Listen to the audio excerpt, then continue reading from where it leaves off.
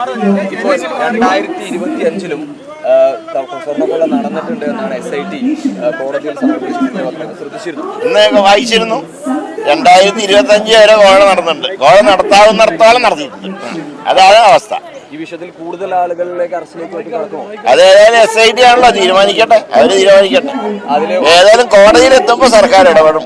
PS പ്രശാന്തിനൊപ്പം മറ്റു ഉദ്യോഗസ്ഥരുടെ പേര് കൂടി കുറ്റപത്രത്തിലുണ്ടെന്നാണ് പറയുന്നത്. ആര് കുറ്റം ചെയ്താലും ശിക്ഷിക്കണം എന്നാണ് ഗവൺമെന്റ് നിലപാട്. അതിൽ മാറ്റമില്ല.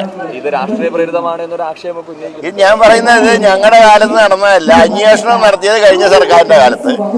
SIT-യിലെ അംഗങ്ങൾ ഉൾപ്പെടുത്തിയതിൽ ഇപ്പോൾ സസ്പെൻഡ് ചെയ്ത അഡീഷണൽ DGPക്കും പങ്കുണ്ടെന്നാണ് മാധ്യമങ്ങളിലെ വാർത്ത. ഏതായാലും ഞങ്ങള് സസൂക്ഷ്മം വീക്ഷിക്കുകയാണ്. ഫൈനൽ കുറ്റപത്രം വരുമ്പോൾ കോടതിയിൽ ഞങ്ങളുടെ നിലപാട് അറിയിക്കും. മിനിസ്റ്റർ, കണ്ണൂരിലെ സർക്കാർ ആശുപത്രിയിൽ ഡോക്ടർമാർ ആവശ്യത്തിന് ഇല്ല എന്നുള്ളൊരു പരാതി വരുന്നുണ്ട്. അതിനെക്കുറിച്ച് അത് മൊത്തത്തിൽ കേരളത്തിലൊരു ആക്ഷേപമുണ്ട്. അത് ഞങ്ങൾ പരിഹരിക്കാൻ ശ്രമിക്കുന്നുണ്ട്. ഈ കോട്ടയം മെഡിക്കൽ കോളേജിലെ റേഡിയേഷൻ ഉപകരണത്തിന്റെ കാലാവധി നവംബറിൽ അവസാനിക്കുകയാണ്. അപ്പൊ സർക്കാരിന്റെ പുതിയത് വരും. സർക്കാരിന്റെ പരിഗണനയിരിക്കുന്നത് കേന്ദ്രത്തിലേക്ക് അത് മൂവ് ചെയ്താലാണ്. ഇതുവരെ മൂവ് ചെയ്തിട്ടില്ല. ഏതായാലും അതിന്റെ മൂവ്മെന്റ് നടത്തുന്നുണ്ട്. അത് കാലാവധി അവസാനിക്കുന്നതിന് മുമ്പ് പുതിയ സംവിധാനം വരും.